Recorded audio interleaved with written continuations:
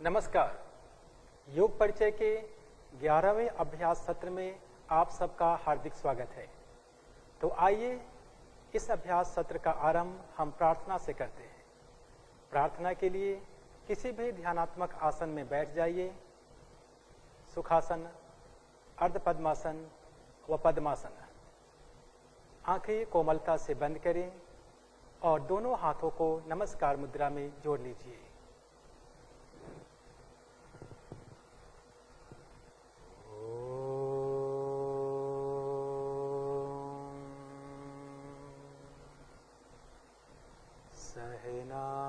सहनावतु सहनौ भुनक्तु सह वीर्यं करवावहै तेजस्विनावधीतमस्तु मा विद्विषावहै। ओम शांति शांति शांति। धीरे से दोनों हथेलियों को अपने आंखों के ऊपर रखें और धीरे से आंखें खोलते हुए हथेलियों को नीचे ले आए। सबसे पहले हम चालन क्रियाओं का अभ्यास करेंगे। इसके लिए आप अपने स्थान पर खड़े हो जाइए।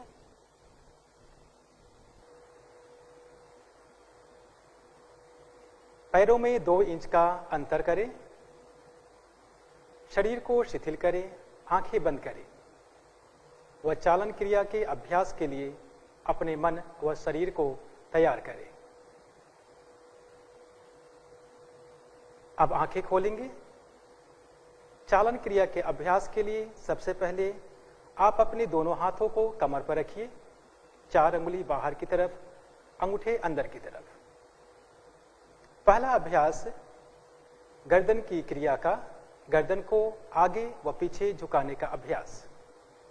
श्वास भरें व श्वास छोड़ते हुए गर्दन को ठुड्डी की तरफ झुकाने का अभ्यास करें। श्वास भरते हुए गर्दन को पीछे ले जाएं। श्वास छोड़ते हुए गर्दन को आगे लाएं। श्वास भरते हुए गर्दन को पुनः पीछे ले जाइए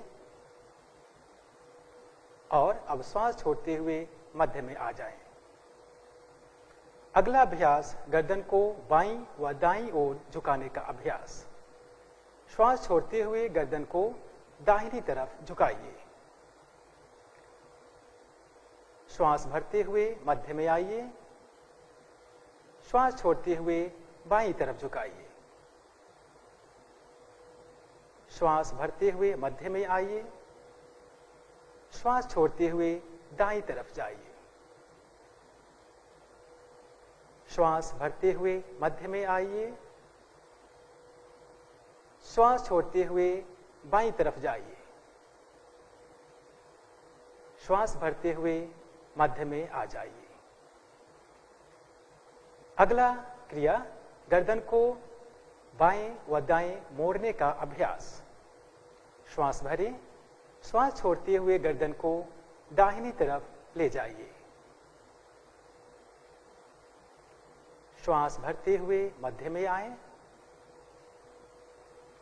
श्वास छोड़ते हुए बाईं तरफ जाए और इस क्रिया का गर्दन के ऊपर क्या प्रभाव हो रहा है उसे महसूस करें। पुनः इसी क्रिया को एक बार और दोहराएं। श्वास भरें, श्वास छोड़ें। श्वास भरें, श्वास छोड़ें। अब श्वास भरते हुए मध्य में आए। श्वास छोड़ दीजिए। अगला अभ्यास गर्दन को गोलाकार घुमाने का अभ्यास। श्वास छोड़ते हुए ठुड्डी को कंठकूप से लगाएं। श्वास भरते हुए घड़ी की सुई की दिशा में गर्दन को घुमाइए। श्वास छोड़ते हुए ठुड्डी को कंठकूप से लगाएं। एक बार इसी क्रिया को पुनः दोहराएं।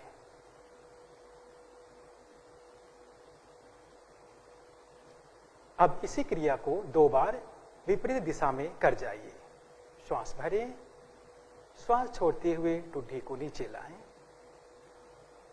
पुनः श्वास भरें, श्वास छोड़ते हुए ठुड्डी को नीचे लाएं और अब श्वास भरते हुए मध्य में आए, श्वास छोड़ते हुए हाथों को सम स्थिति में पूर्व अवस्था में लाए। आंखों को बंद करिए और इस क्रिया का आपके गर्दन पर क्या प्रभाव हुआ है उसे महसूस करें। धीरे से आंखें खोलिए। अगला अभ्यास स्कंध संचालन। श्वास भरते हुए अपनी दोनों भुजाओं को बगल से उठाइए और कान के नजदीक तक ले जाइए। हथेलियों का रुख दूसरी दिशा में रहेंगे। श्वास छोड़ते हुए पुनः नीचे आए। पुनः एक बार इस क्रिया को दोहरा जाए। श्वास भरें, श्वास छोड़ें, विश्राम। आंखें बंद करिए। यह स्कंद संचालन की क्रिया है। जिन व्यक्ति को फ्रोजन शोल्डर संबंधित समस्या हो वो इसका अभ्यास सावधानी पूर्वक करें। धीरे से आंखें खोलिए। अगला अभ्यास स्कंध चक्र। श्वास भरते हुए दोनों भुजाओं को बगल से उठाएं, हथेलियों को पलट दें, दोनों हाथ की उंगलियों को दोनों कंधे पर रखें।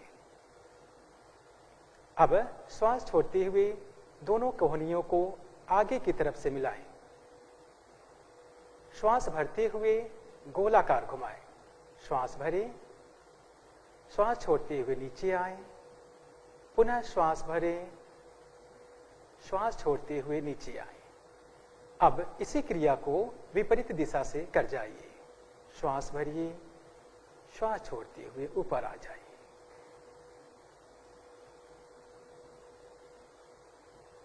विश्राम। हाथों को खोलिए और पूर्व की स्थिति में आ जाइए। आंखें बंद करेंगे। यह स्कंद संचालन का क्रिया था। इस क्रिया का आपके स्कंध के ऊपर क्या प्रभाव हुआ है इसे महसूस करें। इससे हमारा स्कंध लचीला होता है। धीरे से आंखें खोलें। अगला अभ्यास कटी चालन। कटी चालन के लिए दोनों पैरों में कंधों इतना अंतर करें, शरीर को सम स्थिति में रखें। श्वास भरते हुए दोनों हाथों को सामने की तरफ से उठाएं। हथेलियों का रुख आमने सामने रहेगी। पुनः एक बार श्वास भरें, श्वास छोड़ते हुए दाहिनी तरफ मुड़ें। दाहिने हाथ को सीधा रखें और बाएं हाथ की उंगली को दाहिने हाथ के कंधे से स्पर्श करें। पुनः श्वास भरते हुए बीच में आए, श्वास छोड़ते हुए बाईं तरफ जाएं। श्वास भरते हुए मध्य में आए, श्वास छोड़ते हुए दाईं तरफ जाएं। श्वास भरते हुए मध्य में आए, श्वास छोड़ते हुए बाईं तरफ जाएं। श्वास भरे व मध्य में आए और श्वास छोड़ते हुए हाथों को पूर्व स्थिति में ले आइए। यह क्रिया हमारे कटी को लचीला बनाने में सहायक है। आंखें बंद करके इस क्रिया के सकारात्मक पहलुओं को अनुभव करें। अगला अभ्यास घुटना चालन। पैरों में स्थिति यथासंभव बने रखेंगे। श्वास भरते हुए दोनों भुजाओं को उठाएं। श्वास छोड़ते हुए घुटना मोड़ते हुए बैठ जाइए। यह घुटना चालन की क्रिया है। पुनः श्वास भरें, वापस आए, श्वास छोड़े, पुनः एक बार इस क्रिया को दोहरा जाए। श्वास भरते हुए वापस आए और अपनी दोनों भुजाओं को पूर्व स्थिति में ले आए। यह क्रिया हमारे घुटना को मजबूत करता है। परंतु जो व्यक्ति घुटने दर्द अथवा उस प्रकार की समस्या से ग्रसित हैं जो घुटना क्रिया करने में सहयोग नहीं कर रहा है, वो इसका अभ्यास ना करे। धीरे से आंखें खोलेंगे। चालन क्रिया के बाद अब हम आसनों की श्रेणी का अभ्यास करेंगे। आसन की श्रेणी में सबसे पहला आसन हमारा है ताड़ासन। इसके लिए दिशा बदले, पैरों में 2 इंच का अंतर रखें। सबसे पहले अपने शरीर को, मन को आसन के लिए तैयार करें।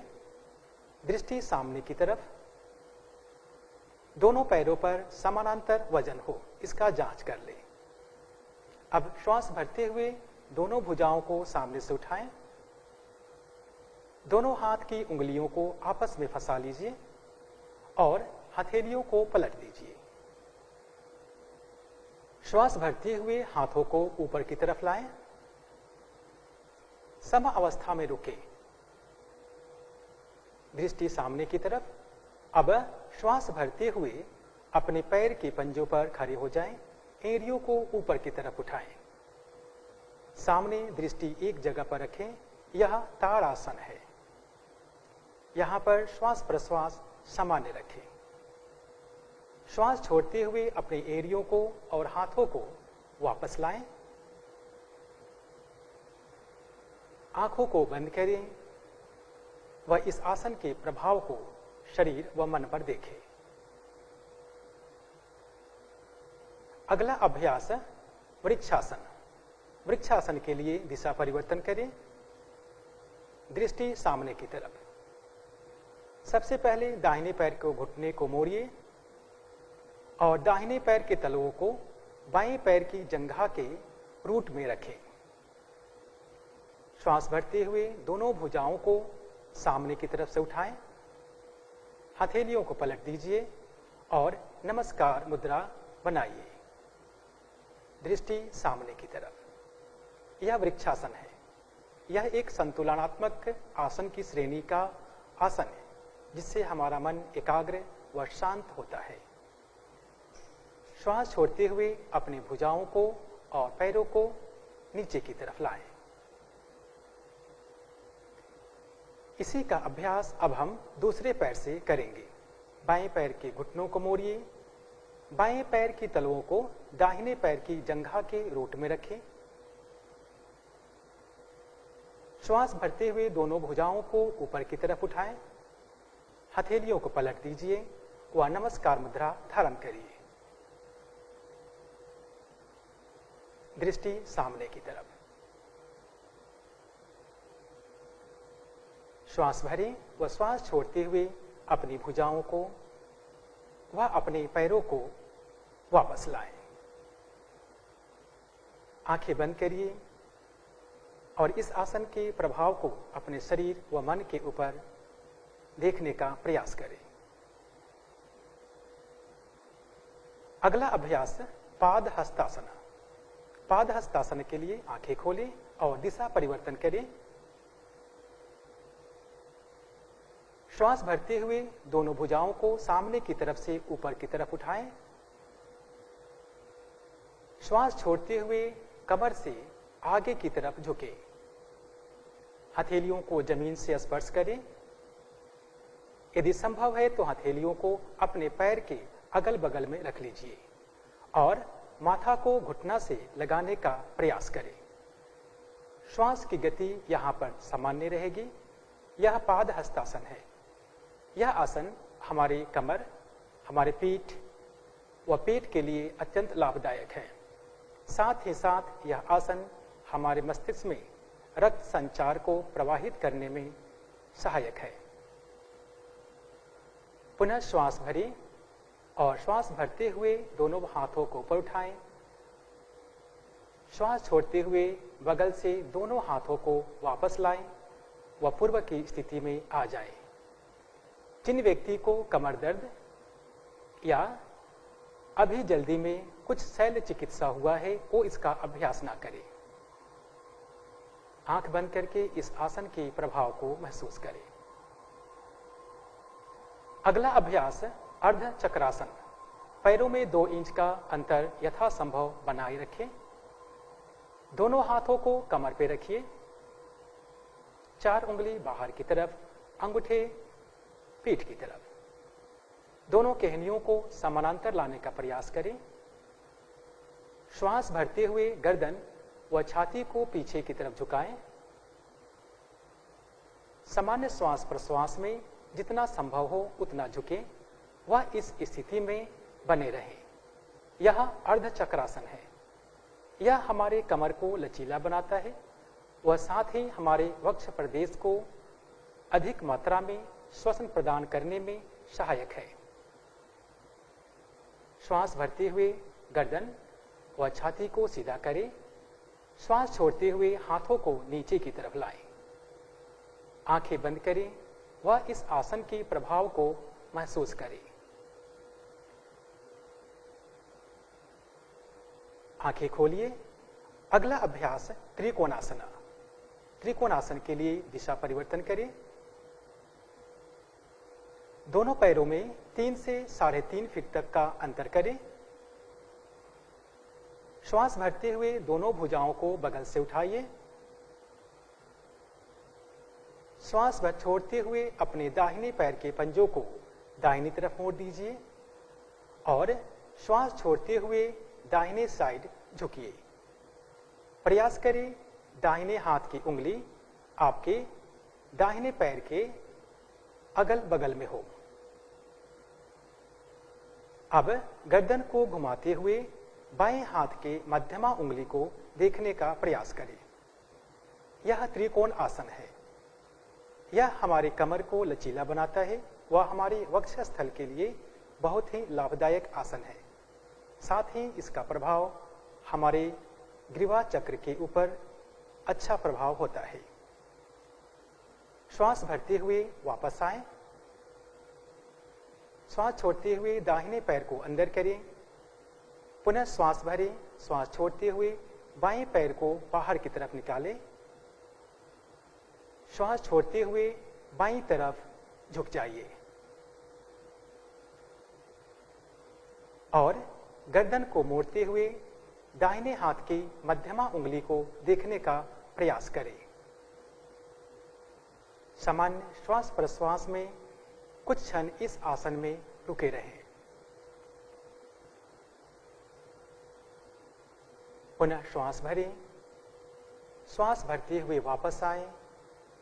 बाएं पैर के पंजों को अंदर करें और श्वास छोड़ते हुए दोनों भुजाओं को पूर्व स्थिति में लाएं। पैरों को मिला लीजिए। आंखें बंद कीजिए व इस त्रिकोणासन के प्रभाव को अपने शरीर व मन के ऊपर महसूस करें।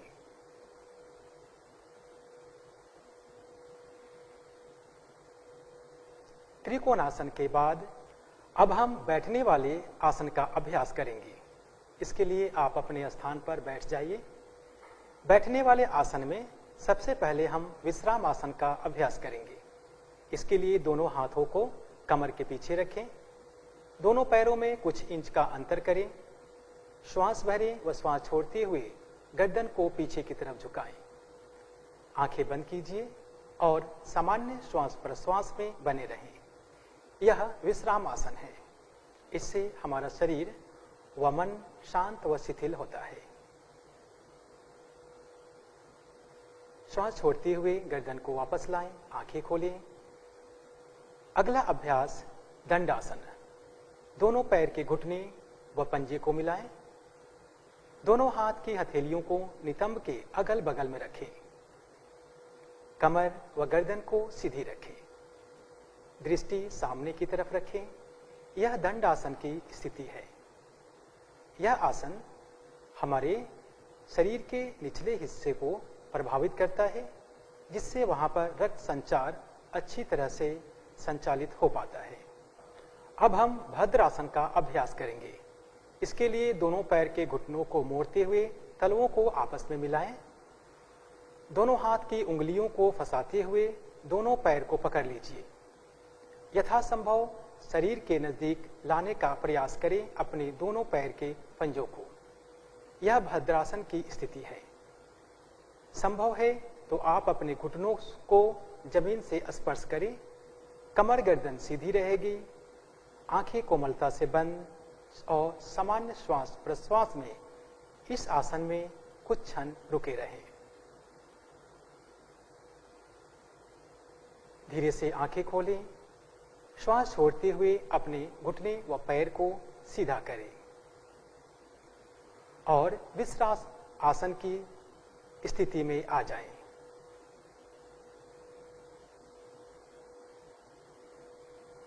पुनः अब विश्राम आसन से वापस आएंगे। अब हम वज्रासन का अभ्यास करेंगे। इसके लिए आप अपने दाहिने पैर के पंजों को, घुटनों को मोड़िए और दाहिने पैर के पंजे को दाहिने नितंब के नीचे रखें। इसी प्रकार से बाएं पैर को भी मोड़िए व बाएं पैर के पंजे को बाएं नितंब के नीचे रखें। दोनों पैर के अंगूठे आपस में स्पर्श होता हुआ हो और पंजों के बीच में बैठ जाइए। अब दोनों हाथों को अपने घुटनों पर रखें, कमर गर्दन सीधी रखें, श्वास की गति सामान्य बनी रहेगी। आंखें बंद करें। यह वज्रासन है। जिन व्यक्ति को घुटने दर्द, अर्थराइटिस या ऐसी कुछ समस्या हो, वो इस आसन का अभ्यास न करें।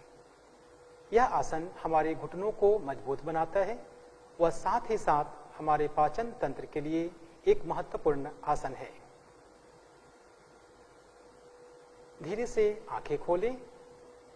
वज्रासन में ही अब हम अर्ध उष्ट्रासन का अभ्यास करेंगे। इसके लिए आप अपने घुटने पर खड़े हो जाइए। घुटने व पंजों में कुछ इंच का अंतर करें। दोनों हाथों को अपने नितंब के पीछे रखें। उंगलियां नीचे की तरफ रहेगी। दोनों केहनियों को समानांतर करें। श्वास भरें व श्वास छोड़ते हुए कमर व पीठ से पीछे झुकें। सामान्य श्वास प्रश्वास में यहां बने रहें। यह अर्ध उष्ट्रासन की स्थिति है। श्वास छोड़ते हुए गर्दन व वक्षस्थल को सीधा करें और पुनः वज्रासन में बैठ जाएं।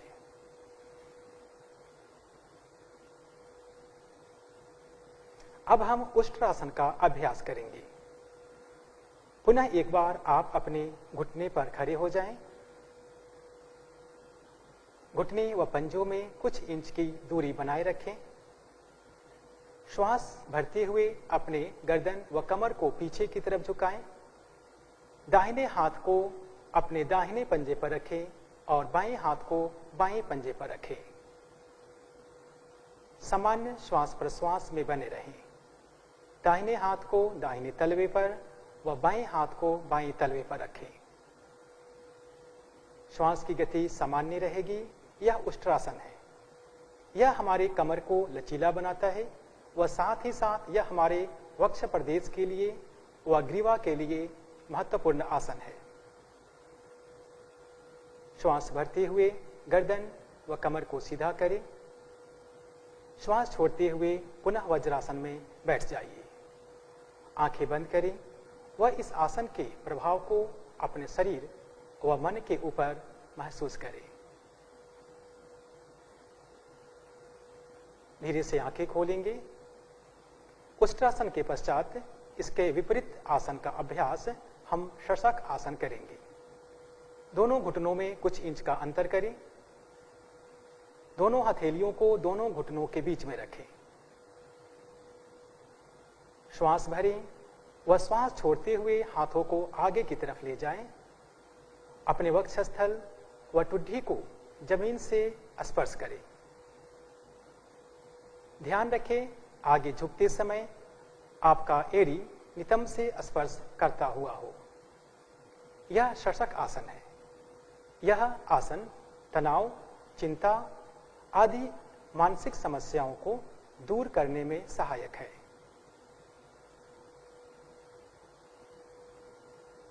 श्वास भरते हुए धीरे से वापस आ जाएं।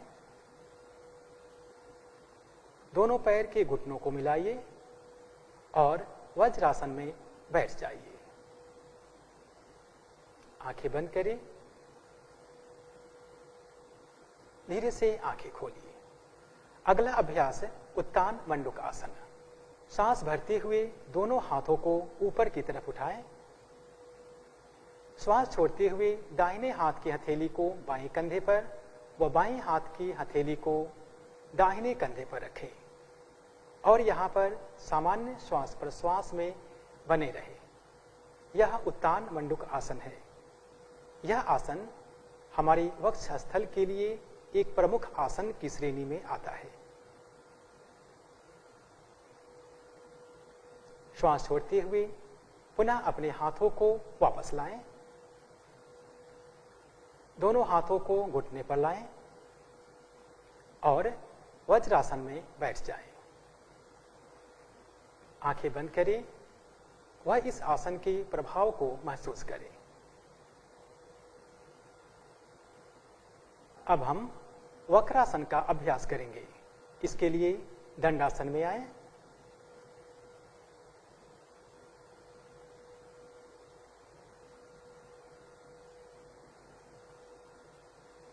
अब दाहिने पैर के घुटनों को मोड़िए व दाहिने पैर के पंजे को बाएं पैर के घुटने के समीप रखें। दाहिने हाथ की हथेली को कमर से पीछे रखें व बाएं हाथ से लपेटते हुए अपने घुटनों को के ऊपर से लाइए व अपने पैर के पंजे के पास रखें अथवा अपने पैर के पंजों को पकड़ लीजिए। श्वास छोड़ते हुए अपने गर्दन और अपने कंधे को पीछे की तरफ घुमाइए। सामान्य श्वास प्रश्वास में यहां बने रहें।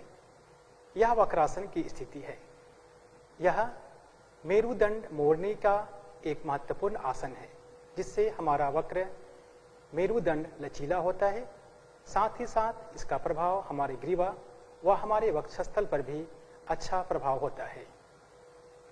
श्वास छोड़ते हुए गर्दन को सामने की तरफ से लाएं, वापस आएं और हथेली बाएं हाथ को पूर्व स्थिति में ले आए। अब पैरों को सीधा कर लीजिए। पुनः इस अभ्यास को बाएं पैर से करें। बाएं पैर के घुटनों को मोड़िए। बाएं पैर के पंजों को दाहिने पैर के घुटने के पास रखें। अब पुनः इसी अभ्यास को दाहिने हाथ से लपेटिए और दाहिने हाथ को अपने पंजों के पास अथवा अपने दाहिने हाथ से पंजों को पकड़ लीजिए। श्वास छोड़ते हुए अपने कंधे व गर्दन को घुमाएं। यह वक्रासन की स्थिति है। श्वास छोड़ते हुए अपने गर्दन को वापस लाइए, हाथों को वापस लाइए और पैरों को सीधा कीजिए और पुनः एक बार विश्राम आसन में आ जाइए। आंखें बंद करें, विश्राम आसन की स्थिति में आ जाइए।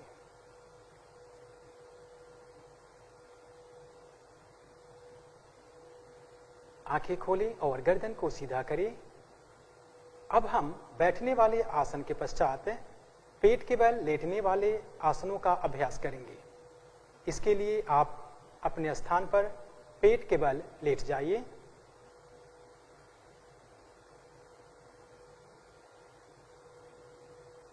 दोनों पैरों में कुछ इंच का अंतर करें। दोनों पैर की उंगलियां बाहर की तरफ, एरिया आमने सामने रहेगी। बाईं हथेली के ऊपर दाहिने हाथ की हथेली को रखें व अपनी गर्दन को बाईं व दाईं ओर रख दें। पेट के बल लेटने वाले आसनों में सबसे पहला आसन मकर आसन है। इस आसन में विश्राम करते हैं। यह आसन हमारे शरीर व मन को शांत व शिथिल करने में सहायक है। आंखें बंद रहेगी। सामान्य श्वास प्रश्वास। दोनों पैर की पंजों को मिलाएं, गर्दन को सीधा करें। अगला अभ्यास भुजंग आसन। दोनों हाथों को सामने की तरफ खिंचाव दीजिए। टुड्डी जमीन पर लगाकर रखेंगे। पैर व घुटने आपस में मिले रहेंगे। अब श्वास छोड़ते हुए अपने हथेलियों को अपने वक्षस्थल के पास लाएं। ध्यान रहे आपका हथेली केहूनी वक्षस्थल से स्पर्श करता हुआ हो। चिन्ह को जमीन से स्पर्श करें।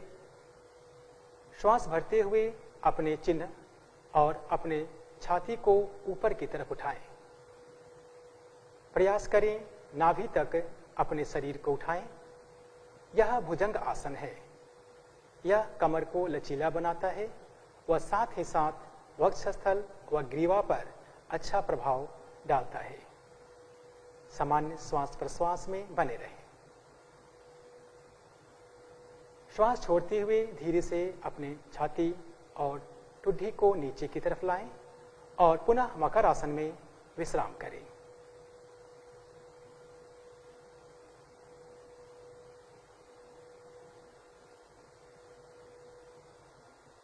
मकर आसन के बाद अब हम शलभासन का अभ्यास करेंगे। इसके लिए दोनों पैर को पुनः एक बार मिलाइए।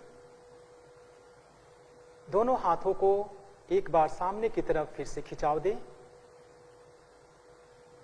ठुड्डी जमीन पर लगाएं और दोनों हाथों को अपने जांघ के पास ले आए। हथेलियां नीचे की तरफ रहेगी। ठुड्डी जमीन से स्पर्श करता हुआ पैर के घुटने व पंजे आपस में मिले रहेंगे। श्वास भरते हुए अपने दोनों पैरों को यथासंभव ऊपर की तरफ उठाने का प्रयास करें। यह शलभासन की स्थिति है। इससे हमारा कमर लचीला होता है व साथ ही साथ यह साइटिका जैसे बीमारी को प्रबंधन करने में सहायक है। श्वास छोड़ते हुए धीरे से वापस आएं और पुनः एक बार मकर आसन में लेट जाएं।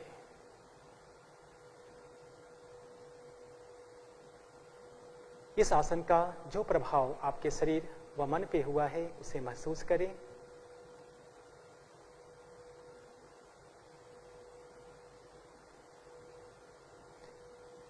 अभी हमने पेट के बल लेटने वाले आसनों का अभ्यास किया, जिसमें भुजंगासन व शलभासन। अब हम पीठ के बल लेटने वाले आसनों का अभ्यास करेंगे। पैरों को मिलाएं व दाईं या बाईं करवट लेते हुए पीठ के बल लेट जाइए।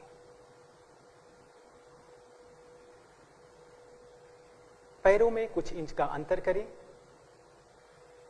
शरीर से हथेलियों को कुछ इंच की दूरी पर करें। हथेलियों का रुख आसमान की तरफ। यह शवासन की स्थिति है। पीठ के बल लेटने वाले आसनों की तैयारी के लिए सबसे पहला आसन शवासन है।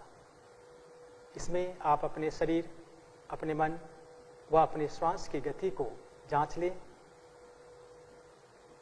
श्वास की गति सामान्य रखें।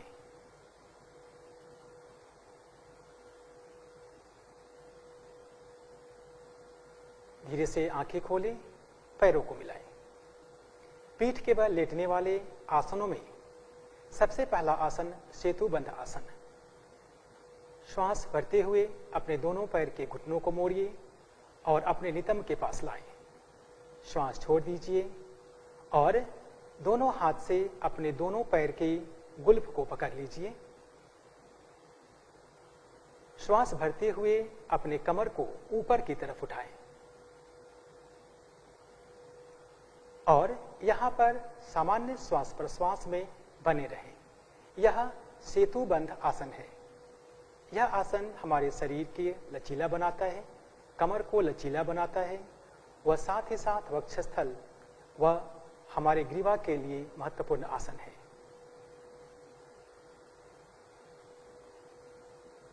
श्वास छोड़ते हुए अपने कमर को नीचे की तरफ लाएं और शवासन में विश्राम करें।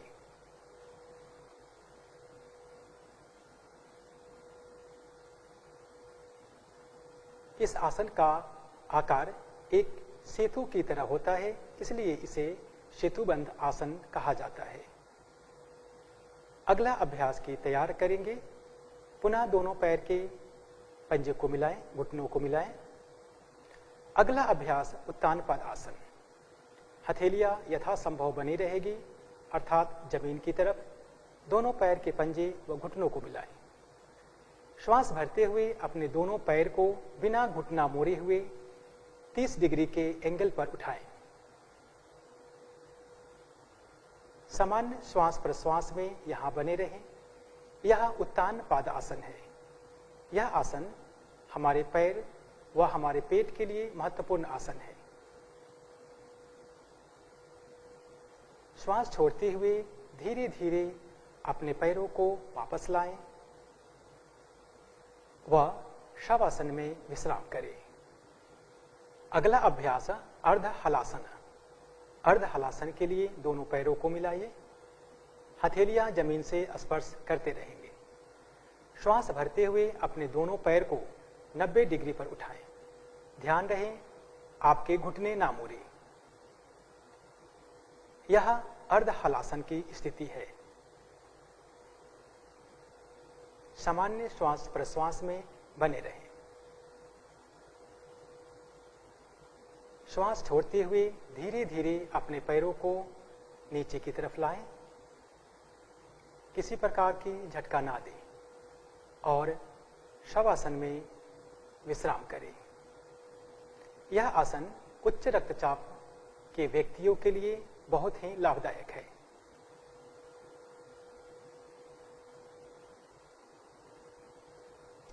अगला अभ्यास पवन मुक्तासन। आंखें खोलें, दोनों पैरों को पुनः एक बार मिला लीजिए। श्वास भरते हुए दोनों पैरों को 90 डिग्री पर लाएं। श्वास छोड़ते हुए घुटनों को मोड़ लीजिए और घुटनों को वक्षस्थल के नजदीक लाएं। दोनों हाथ की उंगलियों को फंसाते हुए अपनी टांगों को पकड़ लें। श्वास छोड़ते हुए अपने घुटनों को वक्षस्थल के नजदीक दबाएं। पुनः श्वास भरें व श्वास छोड़ते हुए अपनी गर्दन को ऊपर की तरफ उठाइए और प्रयास करें आपका चिन्ह व नाक दोनों घुटनों के मध्य में आ जाए। यह पवन मुक्तासन है।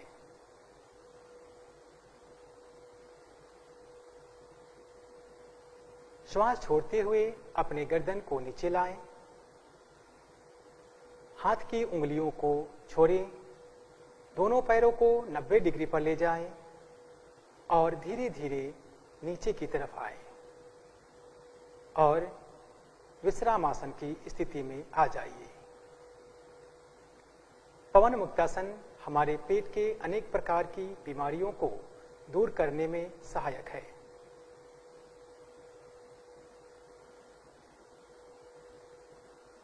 शवासन। दोनों पैरों में कुछ इंच का अंतर करें। हथेलियों का रुख आसमान की तरफ। हथेलियां शरीर से कुछ इंच की दूरी पर रहेगी। गर्दन सीधी। सामान्य श्वास प्रश्वास व शवासन का अभ्यास।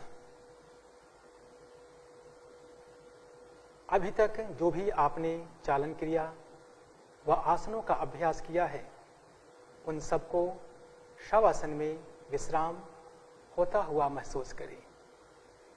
यदि उन आसनों से यदि आपके शरीर व मन में किसी प्रकार की थकावट है, तो उसे आप शवासन में शिथिल करने का आदेश दें।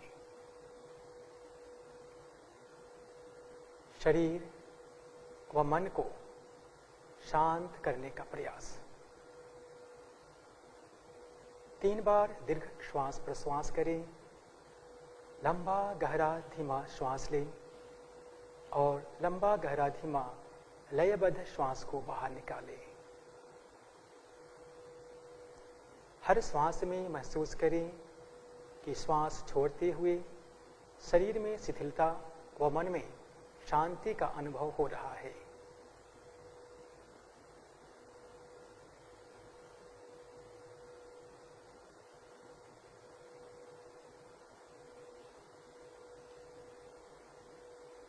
यदि सांस की गति तेज चल रही है, तो उसे धीमा करने का प्रयास करें।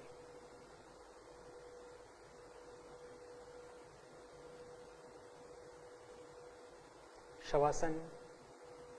यह आसन हमारे शरीर की थकावट, तनाव जैसे अनेक प्रकार की बीमारियों को दूर करने में बहुत ही लाभदायक है।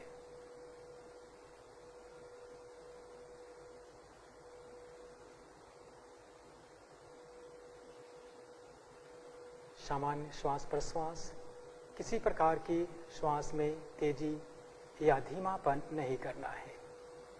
जो प्राकृतिक रूप से जो श्वास प्रश्वास चल रहे हैं उसी श्वास प्रश्वास के प्रति सजग होने का प्रयास करें।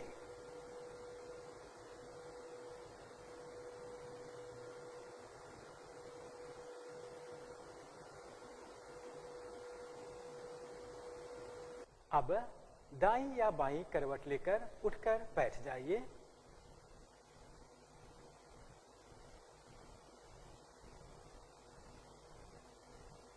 किसी भी आरामदायक आसन में बैठ जाइए। दोनों हाथों को ज्ञान मुद्रा बनाइए और घुटने पर रखिए। कमर गर्दन सीधी हो। अब हम कपालभाति क्रिया का अभ्यास करेंगे। इसके लिए श्वास भरें व श्वास छोड़ते हुए अपने उदर की मांसपेशियों को अंदर की तरफ खींचें। एक बार में हम 30 चक्र का अभ्यास करेंगे।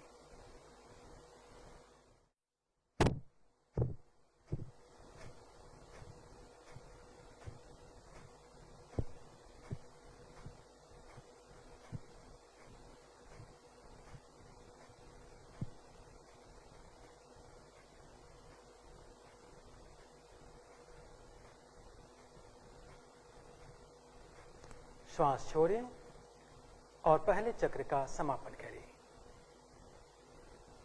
यह कपालभाति का एक चक्र है। इसी प्रकार से हम एक चक्र का और अभ्यास करेंगे। पुनः श्वास भरें, श्वास छोड़ते हुए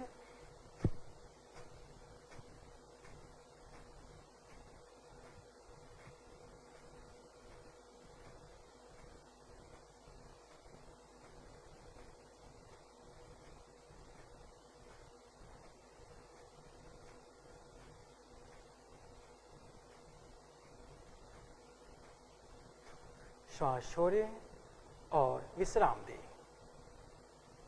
यह कपालभाति क्रिया का अभ्यास है।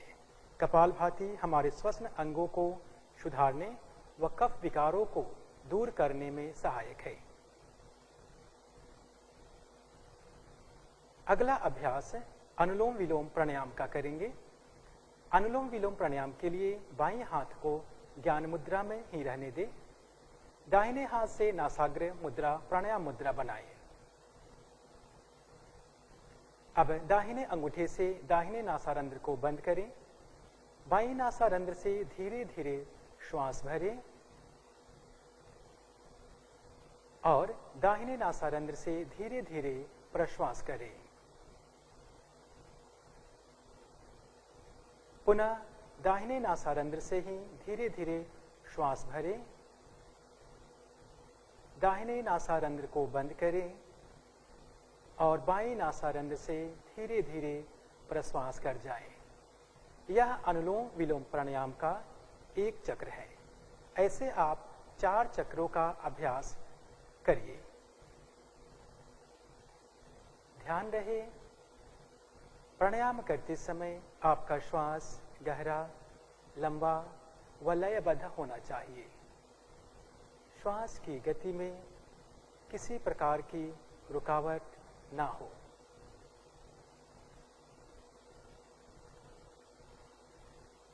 धीमा, लंबा व लयबद्ध श्वास और लयबद्ध ही प्रश्वास का अभ्यास अनुलोम विलोम प्राणायाम में करते जाइए।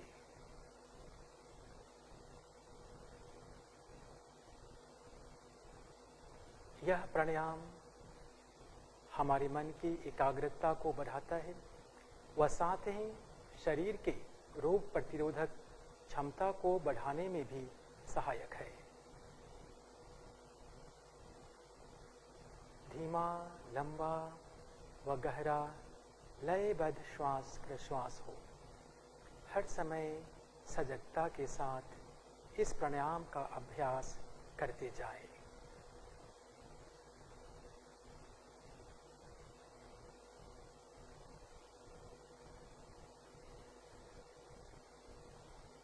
जब 4 चक्र अनुलोम विलोम प्राणायाम का पूर्ण हो तो बाईं नासारंध्र से प्रश्वास कर अनुलोम विलोम प्राणायाम का समापन करेंगे। हाथ को ज्ञान मुद्रा में लाएं, कमर गर्दन सीधी ही रहेगी, आंखें बंद रहेंगी।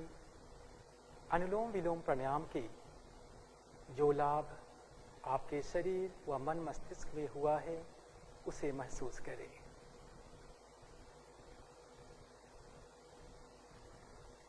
अब हम शीतली प्राणायाम का अभ्यास करेंगे। शीतली प्राणायाम के लिए अपने जिह्वा को बाहर की तरफ निकालें और एक ट्यूब नुमा आकृति बनाएं। जिह्वा से ही लंबा गहरा धीमा श्वास भरें। जिह्वा को अंदर करें और नासारंध्र से धीरे धीरे प्रश्वास करें। यह शीतली प्राणायाम का एक चक्र हुआ। ऐसे आप 4 चक्रों का अभ्यास कर जाइए। ध्यान रहे हर समय श्वास और प्रश्वास लयबद्ध हो, लंबा हो, धीमा हो और गहरा हो। शीतली प्राणायाम हमारे शरीर में शीतलता प्रदान करती है और साथ ही उच्च रक्तचाप वाले व्यक्तियों के लिए यह बहुत ही महत्वपूर्ण प्राणायाम है। उच्च रक्तचाप वाले व्यक्तियों के लिए शीतली प्राणायाम बहुत ही लाभदायक है। 4 चक्र के पश्चात शीतली प्राणायाम का समापन करेंगे। इसकी शीतलता को अपने शरीर में अनुभव करें।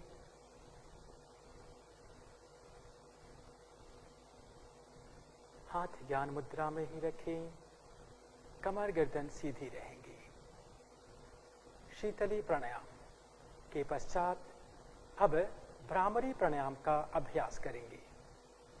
भ्रामरी प्राणायाम सर्वप्रथम बिना सन्मुखी मुद्रा के ही करेंगे। नासारंध्र से धीमा लंबा गहरा श्वास भरेंगे और प्रश्वास करते हुए भ्रमर के समान मकार की ध्वनि का गुंजन करेंगे। लंबा गहरा धीमा श्वास लें, प्रश्वास करें।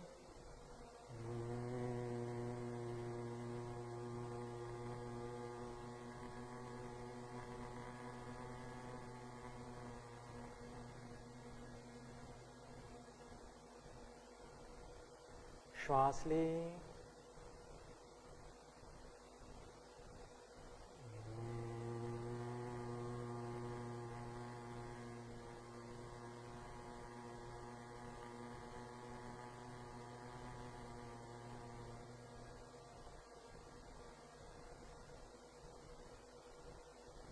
अंतिम बार एक बार और करेंगे। श्वास भरें,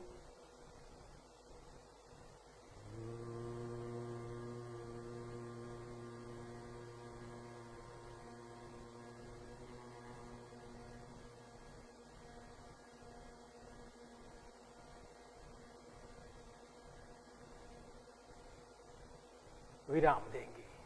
इससे भ्रामरी प्राणायाम को विराम दीजिए और अब हम भ्रामरी प्राणायाम का अभ्यास शनामुखी मुद्रा में करेंगे। शनामुखी मुद्रा धारण करिए। दोनों अंगूठे से अपने कान को बंद करें।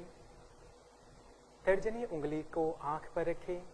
मध्यमा उंगली को दोनों नासारंध्र के अगल बगल रखें। अनामिका उंगली को ऊपरी ओट्स और छोटी उंगली को निचली ओट्स के पास रखें। पुनः इसी क्रिया को 5 बार दोहराएं। श्वास भरें और श्वास छोड़ते हुए भ्रमर के समान मकार का गुंजन करें।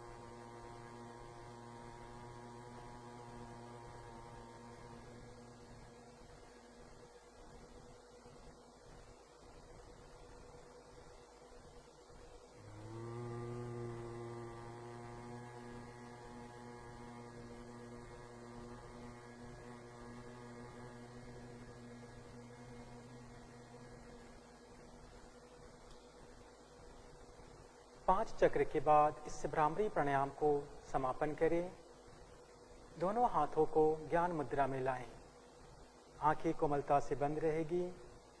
भ्रामरी प्राणायाम यह तनाव, कुंठा आदि अनेक मानसिक समस्याओं को दूर करने में सहायक है। अब हम ध्यान का अभ्यास करेंगे। आज के अभ्यास सत्र में हमारा मुख्य अभ्यास ध्यान है। ध्यान योग का एक महत्वपूर्ण अंग है। ध्यान के बिना योग की हम कल्पना नहीं कर सकते। ध्यान के माध्यम से हम अपने शरीर व मन को एकाग्र व शांत करते हैं। तो ध्यान के अभ्यास के लिए आप ज्ञान मुद्रा अथवा ध्यान मुद्रा धारण कर सकते हैं। कमर गर्दन सीधी हो, आंखें कोमलता से बंद रहेगी। मन को शांत और एकाग्र करें। ध्यान करने के पूर्व आपके मन में जो भी विचार आ रहे हैं, आपके मन में अनेक प्रकार के जो विचार आ रहे हैं, उन विचारों के प्रति पहले सजग होइए।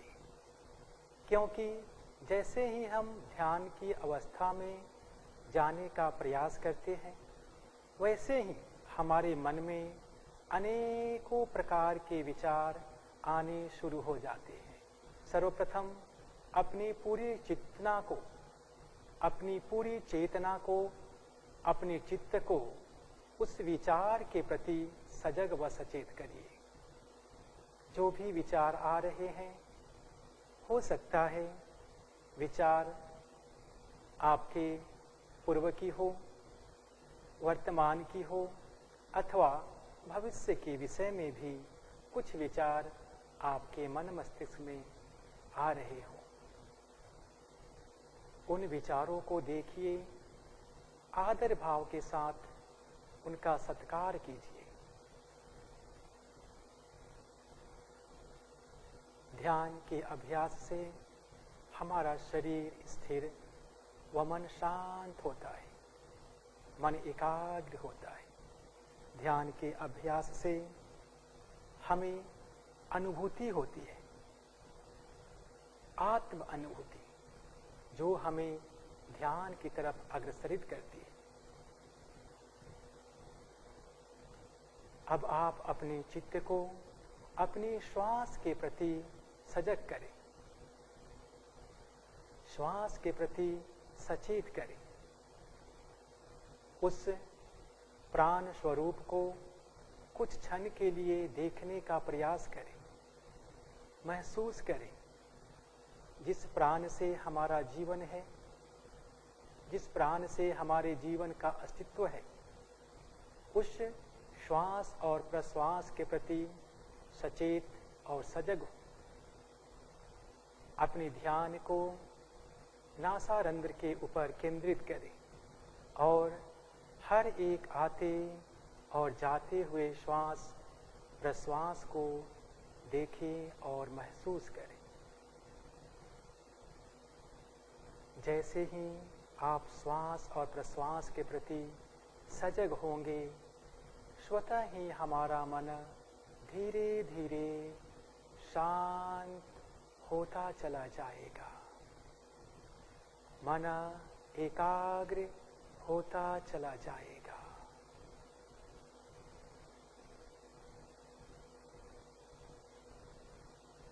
हर श्वास और प्रश्वास के प्रति सजग भाव ऐसा महसूस करें, जब भी मैं श्वास ले रही हूँ, मेरे शरीर में एक ऊर्जा का प्रवाह हो रहा है। मेरे शरीर में एक सकारात्मक ऊर्जा आ रही है। जब भी मैं प्रश्वास कर रही हूँ, मेरे शरीर से सभी नकारात्मक विचार, विजातीय द्रव्य सब बाहर निकल रहे हैं। मेरा मन पहले से शांत हो रहा है। चित्त में जो चंचलता थी वो पहले से शांत होती जा रही है। शरीर स्थिर हो चुका है, मन शांत हो रहा है। शरीर स्थिर हो चुका है और मन शांत हो रहा है। मन में किसी प्रकार की विचार नहीं। मैं निर्विचार हो चुकी हूँ। मैं निर्विचार हो चुकी हूँ। शरीर स्थिर हो चुका है और मन भी शांत हो चुका है। जिस प्रकार एक रुके हुए तालाब की पानी शांत व स्थिर हो जाती है, उसी प्रकार से अपने मन को शांत व स्थिर कर ले। अब उस रुके हुए जल में अपने किसी प्रकार की चंचलता को ना आने दे। अपने चित्त रूपी तरंगों को वहीं पर रोक दे और जो आत्म अनुभूति हो रही है उसे महसूस करते जाए।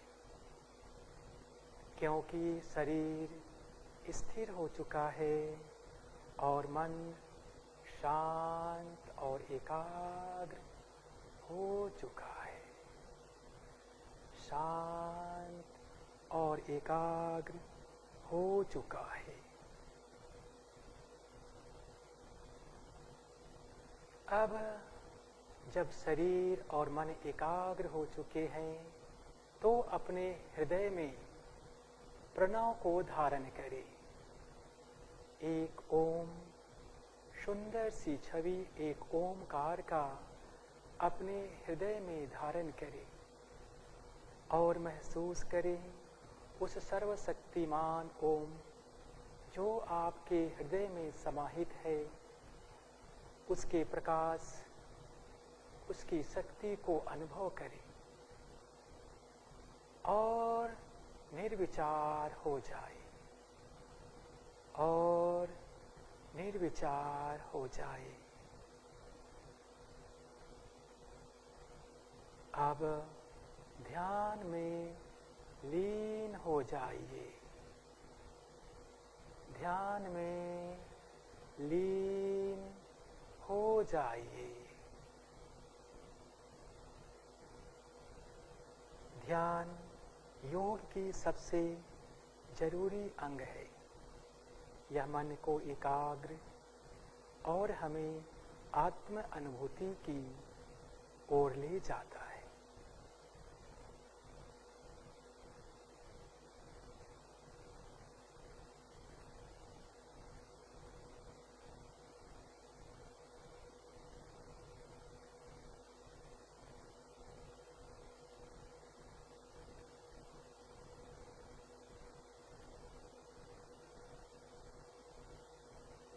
अब अपने चित्त को उस प्रणव से हटाइए जो प्रणव आपने हृदय में धारण किया था।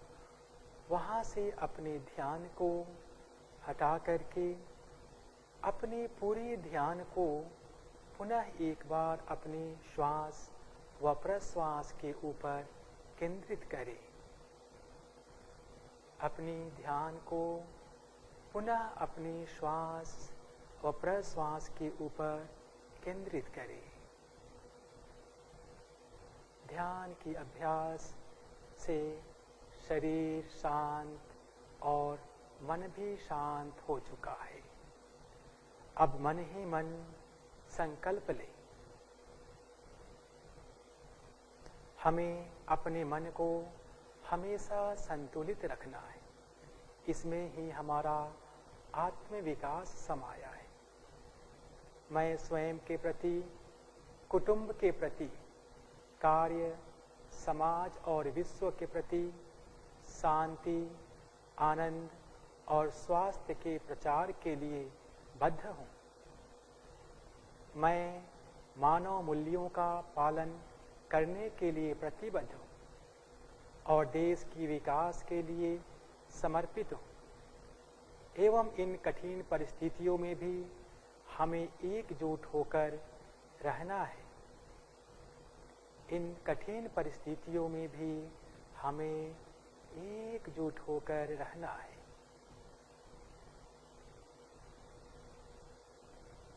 ध्यान की अभ्यास को यहीं पर विराम देंगे और शांति पाठ के लिए दोनों हाथों को नमस्कार मुद्रा में जोड़ लीजिए।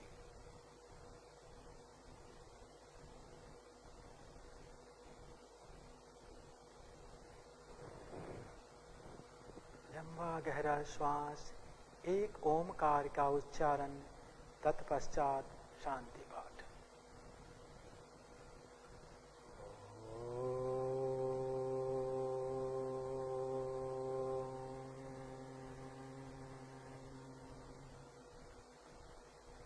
सर्वे भवन्तु सुखिनः, सर्वे सन्तु निरामयः, सर्वे भद्राणि पश्यन्तु, मा कश्चित् दुःखभाग् भवेत्, मा कश्चित् दुःखभाग् भवेत्।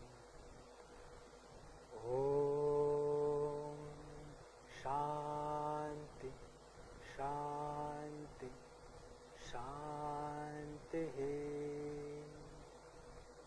धीरे से दोनों हथेलियों को आंखों के ऊपर रखें और समय लेते हुए धीरे धीरे चेहरे पर से हथेलियों को लाएं और आंखें खोल लीजिए।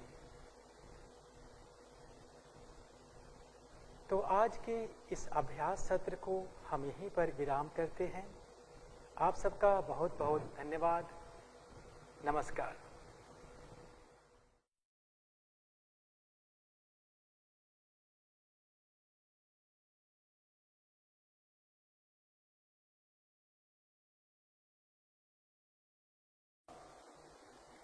नमस्कार। योग परिचय कार्यक्रम के 11वें दिवस के व्याख्यान सत्र में आप सभी का हार्दिक स्वागत है। व्याख्यान सत्र का आरंभ हम प्रार्थना के साथ करेंगे। आंखों को कोमलता से बंद करें। दोनों हाथ नमस्कार मुद्रा में। लंबा गहरा श्वास लें।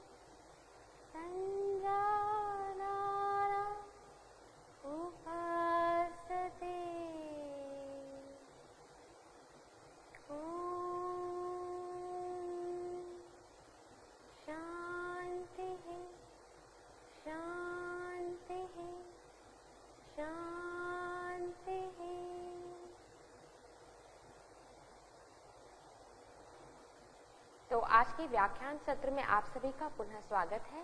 आज का हमारा विषय बहुत ही महत्वपूर्ण है। आज का हमारा विषय है तनाव मुक्ति और कायाकल्प के लिए योग। तो सबसे पहले आइए जानते हैं कि तनाव क्या है और यह हमें किस प्रकार प्रभावित करता है। तनाव व्यक्ति की सभी अच्छी बुरी शारीरिक मानसिक आवश्यकताओं के प्रति शरीर की प्रतिक्रिया है।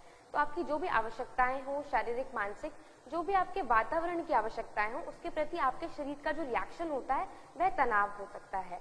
यह हमारे स्वास्थ्य को, हमारी भावनाओं को और हमारे मूड को प्रभावित करने में सक्षम है। यानी कि जब हम तनाव में आते हैं तो ये हमारे स्वास्थ्य को भी प्रभावित करता है, हमारी भावनाओं को भी परिवर्तित करता है और हमारे मूड में भी बदलाव ला सकता है।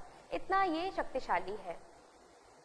ये हमारे बौद्धिक कार्यों को नकारात्मक रूप से प्रभावित कर सकता है। हमारी एकाग्रता कम हो जाती है, हमारा किसी काम में मन नहीं लगता, हम ध्यान नहीं लगा पाते, फोकस नहीं कर पाते, हमारी निर्णय लेने की क्षमता, डिसीजन मेकिंग एबिलिटी भी प्रभावित होती है। जब आप तनाव में होते हैं, आप देखेंगे अक्सर आप सही निर्णय नहीं ले पाते हैं। हमारी क्रिएटिविटी, रचनात्मकता भी प्रभावित होती है। क्या कोई व्यक्ति तनाव में उसे बोलो कि आप पेंटिंग बनाइए, वो बना पाएगा? नहीं बना पाएगा। या कोई पोएम लिखे, कोई कविता लिखे, कोई लेख लिखे, नहीं ले पाएगा। या कोई लेक्चर ही ले तो नहीं ले पाएगा। तो ये हमारी रचनात्मकता को प्रभावित करता है, हमारी एकाग्रता को प्रभावित करता है। इतने सारे जो है इसके इम्पैक्ट हैं व्यक्ति के ऊपर। अब तनाव के लक्षण क्या होते हैं? तो तनाव के लक्षण शारीरिक स्तर पे भी देखे जा सकते हैं, भावनात्मक स्तर पे भी और व्यवहारिक स्तर पे भी, क्योंकि ये सभी आयामों को प्रभावित करता है। अगर हम शारीरिक स्तर की बात करें तो जब आप तनाव में होते हैं तो आपकी हृदय की गति बढ़ जाती है, आपके हाथों और पैरों में कंपन भी हो सकती है, आपको रक्तचाप उच्च हो सकता है, आप हाथ की मुट्ठी बांधते, कभी किसी व्यक्ति को तनाव में देखेंगे तो उसका शरीर अकड़ा हुआ महसूस होगा, सिर दर्द हो सकता है, मांसपेशियों में ऐंठन हो सकती है, कड़ापन आ सकता है। ये है शारीरिक स्तर पर लक्षण। अब भावनात्मक स्तर में व्यक्ति में क्या बदलाव आता है? व्यक्ति घबराहट महसूस कर सकता है, चिड़चिड़ापन हो सकता है, डिप्रेशन में जा सकता है, अवसाद, अधैर्य, उसमें धैर्य नहीं होगा, पेशेंस नहीं होगा, किसी काम में मन नहीं लगेगा, फोकस नहीं कर पाएगा और एक गिल्टी फीलिंग हो सकती है, अपराध बोध की भावना कि हर काम में कि मेरी ही गलती है, ऐसा अपराध बोध भी हो सकता है व्यक्ति को अनुभव।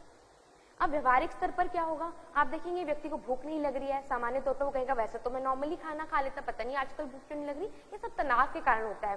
ठीक से नींद नहीं आती है या नींद बार बार टूटती है, व्यक्ति बार बार बातें भूल जाता है, थोड़ी ही देर पहले कोई काम किया उसके दिमाग में नहीं रहता है।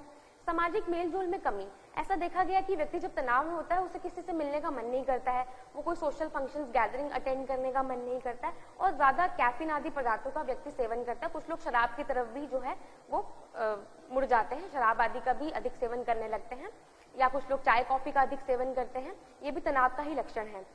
तो क्या तनाव पूर्ण रूप से नकारात्मक है? आधुनिक विज्ञान ऐसा मानता है कि एक उचित स्तर तक तनाव जो है ना, ये हमारी कार्य क्षमता को, हमारे प्रदर्शन में वृद्धि करता है। और थोड़ा सा अगर इंसान को तनाव है तो ही वो उसके लिए कार्य करेगा, कोई काम करेगा तो उसकी क्षमता बढ़ेगी और उसका प्रदर्शन भी बढ़ेगा। ऐसा हमारा आधुनिक विज्ञान मानता है कि अगर व्यक्ति में बिल्कुल भी तनाव नहीं होगा, आपका कल एग्जाम है, आपको बिल्कुल टेंशन नहीं है, तो आपके अंदर बोर्डम आ जाएगी, आपका काम करने का, तैयारी करने का मन भी नहीं करेगा। वहीं अगर बहुत अधिक तनाव हो गया तो व्यक्ति को घबराहट हो जाएगी और उसकी कार्य क्षमता जो है वो कम हो जाएगी और उसका प्रदर्शन भी घट जाएगा, वो नहीं ठीक से प्रदर्शन कर पाएगा। अब आधुनिक विज्ञान के अनुसार दो तरह का तनाव होता है। इसका अर्थ हुआ एक सकारात्मक तनाव यानी कि यूस्ट्रेस और एक नकारात्मक तनाव यानी कि डिस्ट्रेस। यानी जो तनाव जो है जिसमें आपके प्रदर्शन और आपकी कार्यक्षमता बढ़ जाए, यानी एक स्तर तक तनाव जो है वो सकारात्मक है आपके लिए, और तनाव अधिक होना ही नकारात्मक है जिसमें कि आप कार्य ना कर पाए और इस तरह के जो शारीरिक, मानसिक, भावनात्मक स्तर पर जो परिवर्तन आ रहे हैं व्यवहारिक स्तर पर, वो अगर आ जाए तो वो नकारात्मक तनाव है। तो तनाव हमारे जीवन का अभिन्न अंग है। आज के समय में तनाव को हम पूर्ण रूप से व्यक्ति के जीवन से तो नहीं निकाल सकते, कुछ ना कुछ तनाव बना ही रहता है आजकल के समय में, परंतु तनाव प्रबंधन की व्यवस्थित प्रक्रिया द्वारा हम उसे अवश्य कम कर सकते हैं। यानी हमारी स्ट्रेस मैनेजमेंट की ऐसी टेक्निक्स होती हैं, उसमें से टूल्स होते हैं जिसके माध्यम से व्यक्ति के शरीर में या मन में उसकी जो प्रतिक्रिया है, जो उसका स्ट्रेसफुल जो एनवायरमेंट के प्रति जो भी चेंजेस आ रहे हैं उसके प्रति जो उसका रिएक्शन है, उसी को हम परिवर्तित करने की कोशिश करते हैं कि पर्सन का जो रिएक्शन है वो बदल जाए। देखिए, हम बाहर के सिचुएशंस को तो नहीं बदल सकते, आसपास की जो तनावपूर्ण स्थितियां उनको बदलना हमारे बस में नहीं है, हम अपना रिएक्शन बदलने की कोशिश करते हैं इसमें। तो पूर्ण रूप से तो तनाव को नहीं खत्म कर सकते, ऐसा आधुनिक विज्ञान का मानना है, पर हम स्ट्रेस मैनेजमेंट की टेक्निक्स द्वारा, तनाव प्रबंधन की प्रक्रिया द्वारा उसको काफी हद तक कंट्रोल कर सकते हैं। तो तनाव किस किस बात का हो सकता है? हो सकता है आपके कार्य में, आपके ऑफिस में तनाव हो, आपके परिवार में तनाव हो, आपके रिश्तों में, रिलेशनशिप में तनाव हो। तो होता क्या है, जब तनाव में हम आ जाते हैं तो हमारे शरीर का फाइट और फ्लाइट मोड एक्टिव हो जाता है, लड़ाई और उड़ान मोड भी जिसे हम कह सकते हैं, ये एक्टिव होता है। या तो आपका मन करता है लड़ो, या आपका मन करता है वहां से भाग जाओ।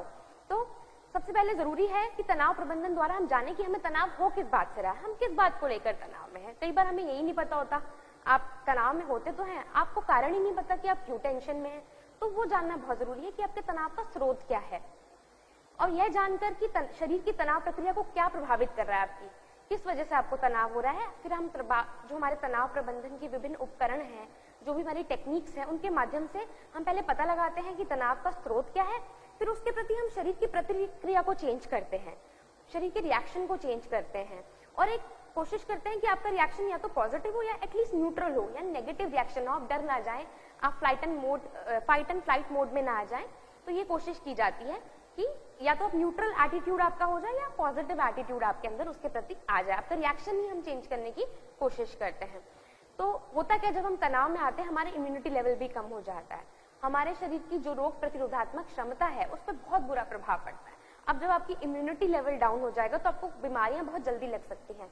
बेसिकली एक व्यक्ति किस प्रकार सोचता है, किस प्रकार अनुभव करता है, एक्सपीरियंस करता है, किस प्रकार वो कार्य करता है, इन सभी आयामों को तनाव प्रभावित करता है। यानी कि जब आप तनाव में होते हैं ना तो ठीक प्रकार से सोच सकते हैं, ना कुछ अनुभव कर पाते हैं, ना ठीक प्रकार से काम कर पाते हैं। ये आपके सभी आयामों को प्रभावित करता है। और जब आपका इम्यूनिटी लेवल यानी रोग प्रतिरोधात्मक क्षमता अगर आपकी कम हो जाती है तो आपको बीमारियां भी बहुत जल्दी लग सकती हैं। तो जो फ्लाइट एंड फाइट मोड होता है, लड़ाई और तनाव प्रतिक्रिया जो होती है, ये व्यक्ति के शरीर के सामान्य कार्य को पूरी तरह से प्रभावित करती है। शरीर में कॉर्टिसोल, एड्रेनालिन हार्मोन का स्राव होने लगता है।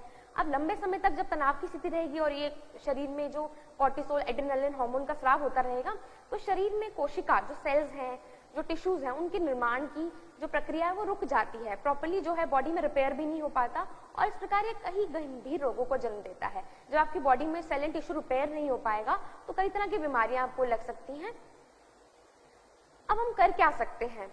हम पहले ये समझे तनाव किस प्रकार कार्य करता है, हम फिर समझे कि तनाव के स्रोत क्या है, हमारे जीवन में किस बात को लेकर हमें तनाव है, क्या हमें ऑफिस में तनाव है, या हमारे घर परिवार में तनाव है, या हमारे रिलेशनशिप में तनाव है।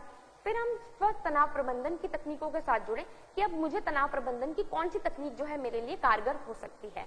हमें ये समझना होगा कि हमारे लिए कौन सी तकनीक अच्छी है। तो मॉडर्न साइंस के अकॉर्डिंग या तो आप कोई हॉबी भी अडॉप्ट कर सकते हैं, क्रीड़ा जिसे हम बोलते हैं, कि आप कोई ना कोई आपकी जो हॉबीज हैं, पेंटिंग, डांसिंग, सिंगिंग, उनसे जुड़े, आप अपने काम को आनंदपूर्ण तरीके से करने की कोशिश करें। जो भी काम आपको मिला है, जो भी आपका कर्म है, उसे अगर आप खुशी से करेंगे। मैंने ऐसा देखा है कई बार कि जो जमादार है वो झाड़ू लगा रहे होते हैं और साथ में वो जो है वो गाना गा रहे होते हैं, तो कितने आनंदपूर्ण तरीके से वो झाड़ू लगाने का काम कर रहे हैं। तो कई बार किसी को, अगर लेडी को घर में कहा जाए झाड़ू लगाने के लिए, तो इतने टेंशन ले लेके वो झाड़ू लगाते हैं। आजकल सबके घर में मेड्स हैं, तो वही काम वो उतने स्ट्रेस से लेते हैं, उसके कारण तनाव हो जाता है उन्हें। और वही काम जो एक जमादार है वो कैसे उसको इतने आनंदमय तरीके से कर रहा है और उससे उसके शरीर पे पॉजिटिव इम्पैक्ट भी पड़ेगा। तो हमें अपने काम को अच्छे तरीके से करना है। और एक और भी तरीका है पूजा अर्चना करना। जब आपके अंदर समर्पण का भाव आ जाता है, जब आप सब कुछ ईश्वर पे समर्पित कर देते हैं, तो भी आपको तनाव नहीं होगा, क्योंकि जब आपने सब कुछ भगवान पे ही छोड़ दिया तो ये भी बहुत कारगर उपाय होता है। अब कई लोग होते हैं वो नास्तिक होते हैं, तो भी अगर वो किसी को भी अपना आइडियल मानते हैं, अगर वो उस पर भी सब कुछ समर्पित कर दें, अपना समर्पण का भाव लाना, बेसिकली जो सरेंडरिंग एटीट्यूड है, वो भी तनाव प्रबंधन के लिए बहुत शक्तिशाली, प्रभावशाली जो है हमारा टेक्निक है। अब हमारे शरीर का स्वास्थ्य हमारे आहार पर भी डिपेंड करता है, हमारा लाइफस्टाइल किस प्रकार का है और तनाव की मात्रा कितनी है। हमारा आहार भी बहुत महत्वपूर्ण होता है। अगर हम आहार ही गलत खाएंगे, अगर हम तला हुआ, मिर्च मसालेदार जो है आहार खाएंगे, जैसे कि अगर आपने हमारा आहार का लेक्चर अटेंड किया हो तो आपको पता लगा होगा कि अगर आप तामसिक या राजसिक भोजन अधिक लेंगे तो आपके अंदर वो गुण बढ़ जाएंगे। राजसिक गुण बढ़ेगा तो इच्छाएं बढ़ेंगी और दुख, शोक और रोग शरीर में उत्पन्न होंगे। तामसिक गुण अगर बढ़ेगा तो क्या होगा, तमस आपके शरीर में बढ़ जाएगा, आपका किसी काम में मन नहीं लगेगा, आप डिप्रेशन के शिकार हो सकते हैं, नकारात्मक भावनाएं आपके मन में आएंगी। तो आपका आहार अगर सात्विक होगा तो आयु, सत्व, बल, आरोग्य, सुख, प्रीति, विवर्धना, आपकी आयु भी बढ़ेगी, सत्व गुण भी बढ़ेगा, सुख, प्रीति, विवर्धना, सुख और प्रीति बढ़ेगी, शरीर में बल भी बढ़ेगा, तो और कोई बीमारी भी नहीं होगी, आरोग्यता भी आपके अंदर आएगी। आपका लाइफस्टाइल जो है वो एक्टिव होना चाहिए। और तनाव की मात्रा कितनी है, अगर बहुत अधिक तनाव हो गए तो शरीर में बीमारियां हो जाएगी। इसलिए इन कारकों का स्वास्थ्य और प्रसन्नता के लिए संतुलित रहना बहुत जरूरी है कि आपका आहार कैसा है। आहार का भी बहुत इंपॉर्टेंट रोल है कि आप सात्विक आहार ले रहे हैं, आपका लाइफस्टाइल जो है वो सक्रिय है, एक्टिव है और तनाव की मात्रा अधिक ना हो, तभी आप स्वस्थ रह सकते हैं, तभी आप प्रसन्न रह सकते हैं। तो ये सब संतुलित होने बहुत ही आवश्यक है। अब लंबे समय तक अगर किसी व्यक्ति को तनाव होता है तो उसे कई गंभीर रोग हो सकते हैं, स्पेशली अगर अनुवांशिक उनके फैमिली हिस्ट्री हो तो बहुत जल्दी उन्हें वो रोग जो है घेर लेते हैं, जैसे हाई बीपी, उच्च रक्तचाप, मोटापा, हृदय रोग, मधुमेह, डायबिटीज। अगर तनाव ज्यादा हो तो स्थिति जानलेवा भी हो सकती है। मतलब अगर आपको बीमारियां हैं और आप तनाव ले रहे हैं तो it can be fatal for your life. अब तनाव प्रबंधन के क्या लाभ हैं, हम क्यों स्ट्रेस मैनेजमेंट करते हैं? शारीरिक स्वास्थ्य से आपका बेहतर होगा क्योंकि हमारे स्वास्थ्य को प्रभावित करता है तनाव। आप अधिक एक्टिव फील करेंगे, अधिक ऊर्जा, आपके आंतरिक बल में वृद्धि होगी, आपकी भावनाएं स्थिर हो जाएंगी, जो मूड स्विंग्स होते हैं बार बार वो नहीं होंगे, और आपका जो मनोभाव है, जो एटीट्यूड है वो पॉजिटिव सकारात्मक हो जाता है। आप ज्यादा होपफुल हो जाते हैं, आशापूर्ण हो जाते हैं, आपकी फोकस करने की एबिलिटी में सुधार आता है, केंद्रित होने की क्षमता में सुधार आता है, जो भी काम आप करेंगे वो फोकस होके करेंगे, आपकी सीखने लर्निंग एबिलिटी बढ़ती है। जब आप टेंशन में होते हैं, आप कुछ अब नया सीखना भी नहीं चाहते हैं, तो आपकी लर्निंग एबिलिटी बढ़ेगी, आपकी प्रदर्शन में भी आप देखेंगे आप सक्षम हो पाएंगे, ज्यादा अच्छा परफॉर्म कर पाएंगे, आपकी परफॉर्मेंस इंप्रूव होगी। अगर आप स्टूडेंट है तो आप एग्जाम में अच्छा परफॉर्म कर पाएंगे, अगर आप जो है ऑफिस में काम करते हैं तो वहां भी आप अच्छा काम कर पाएंगे।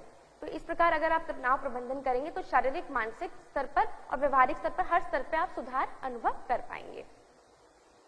अब जो हमारी तनाव प्रतिक्रिया, अगर हम वैज्ञानिक तौर पर बात करें तो हमारे ऑटोनॉमिक नर्वस सिस्टम द्वारा नियंत्रित होती है। ये जो स्वचालित तंत्रिका तंत्र है उसके द्वारा ये नियंत्रित होती है।